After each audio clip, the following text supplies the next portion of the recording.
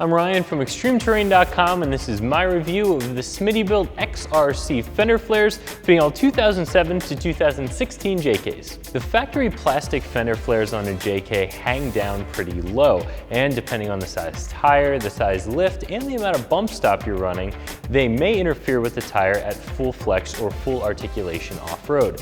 Adding a flat fender flare can add some additional clearance for more articulation and more performance in an off-road scenario.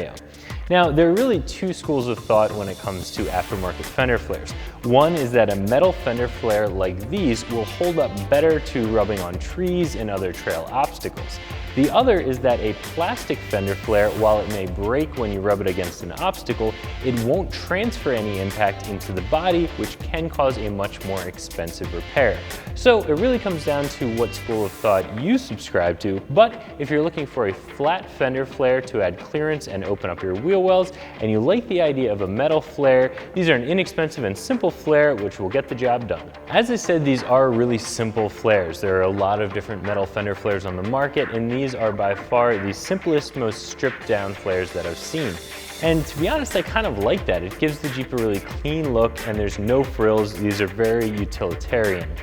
These steel flares are covered with a textured black powder coated finish, and the kit includes all of the hardware that you need to get these installed on your Jeep. Now, you will be able to reuse your factory inner fender liners if you want to. However, you'll have to do some trimming, and those instructions are not included in the install instructions for the flares themselves. The front flares are going to be completely bolt-on, but you will have to drill a hole to get the rear flares installed.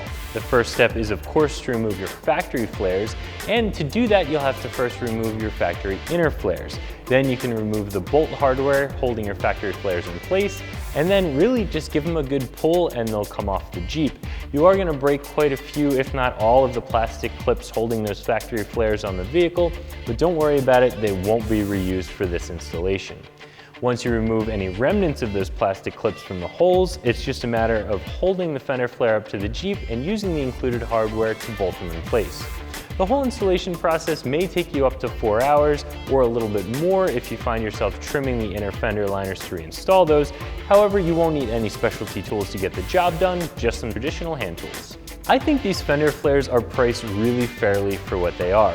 These are less expensive than a lot of the other metal flares on the market, but as we said before, they're also a lot simpler than those other flares, so it makes sense that these would be less expensive. I wouldn't take the lower price tag to mean lower quality, because these do seem like they're really well built. So if you're looking for some flat fender flares to open up your wheel wells and give you a little more articulation while off-road, and you like the idea of a stronger metal flare, this is a really nice option, especially if you like something that's minimalistic and is no frills. So that's my review of the Smittybilt XRC Fender flares fitting all 2007 to 2016 JKs that you can find right here at ExtremeTerrain.com.